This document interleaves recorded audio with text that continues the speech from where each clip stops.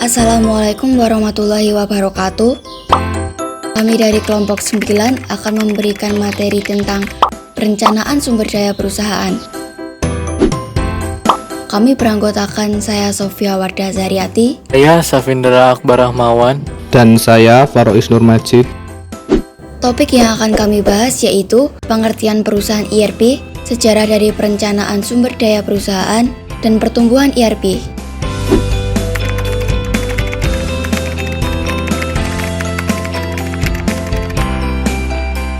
Pengertian perusahaan ERP adalah pengaturan yang sistem informasi elektronik terdapat di seluruh organisasi yang sedemikian rupa sehingga bagian-bagian organisasi yang berbeda dapat disatukan. Bagian-bagian yang jarang di masa lalu memiliki akses ke informasi tentang satu sama lain atau manufacturer, misalnya manajemen hubungan pelanggan. Perangkat lunak ERP ini dirancang untuk mengimplementasikan dengan cara bertindak sebagai semacam sistem saraf pusat untuk perusahaan. RPS ini mengumpulkan informasi tentang keadaan dan aktivitas berbagai bagian tubuh perusahaan dan menyampaikan informasi ini ke bagian lain yang dapat memanfaatkannya dengan bermanfaat. Informasi yang diperbarui secara real time oleh pengguna dan dapat diakses oleh semua orang di jaringan setiap saat. Sistem dari ERP sama halnya seperti kapasitas sistem saraf pusat yang kadang-kadang tampak melampaui kapasitas kolektif dan bagian-bagian individual atau kesadaran. Secara khusus, sistem ERP menghubungkan informasi tentang keuangan, sumber daya manusia, produksi, dan distribusi. ERP ini merangkul sistem kontrol stok, database dari pelanggan, sistem pelacakan pesanan, hutang dagang, dan sebagainya, dan juga dapat berinteraksi kapanpun dan dimanapun jika diperlukan dengan pemasok dan pelanggan. sejarah dari perencanaan sumber daya perusahaan.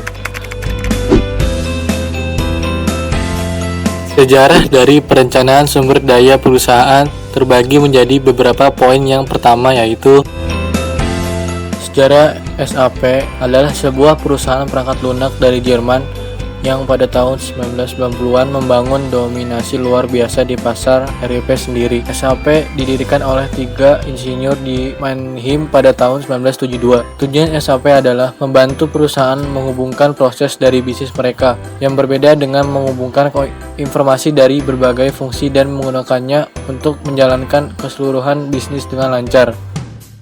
Perangkat lunak SAP dirancang untuk menjadi modular sehingga sistem perusahaan dapat dengan cepat diadaptasi untuk memperhitungkan pertumbuhan dan perubahan. SAP sangat sukses dalam mengenali dan memenuhi bisnis yang dibutuhkannya, sehingga pada akhir 1990-an pangsa pasar untuk sistem ERP lebih besar dari 5 pesaing terdekatnya. Sistemnya diperhitungkan berjalan di setidaknya setengah dari 500 perusahaan terbesar di dunia. Pertumbuhan ERP.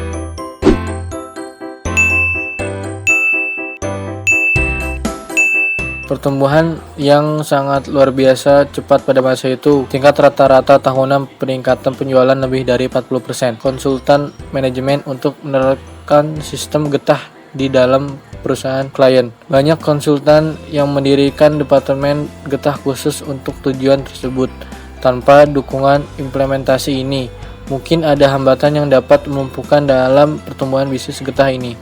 Pasar sistem ERP itu sendiri tumbuh pesat ketika perusahaan melihat manfaat yang diperoleh dari konsolidasi informasi tentang potongan-potongan yang tersebar secara geografis dan fungsional. Sistem ERP memungkinkan mereka untuk memiliki pandangan tentang organisasi mereka secara keseluruhan yang belum pernah mereka nikmati sebelumnya. Tim melihat foto-foto berwarna awal bumi yang diambil dari luar angkasa.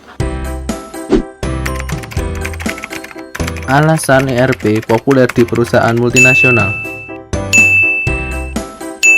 Pertama, ERP telah mengembangkan infrastrukturnya di mana ERP ini sendiri dapat menjalankan sistem. 2. Mereka ingin menstandarisasikan beragam proses bisnis mereka. 3. ERP memiliki staf yang diperlukan untuk mengelola sistem setelah ERP siap dan berjalan. Dan juga ketika perusahaan besar ini menjadi jenuh, penyedia sistem ERP juga mulai melihat situasi bagaimana mereka dapat menyesuaikan produk mereka agar sesuai dengan organisasi yang lebih kecil. Sekian dari kelompok kami. Wassalamualaikum warahmatullahi wabarakatuh.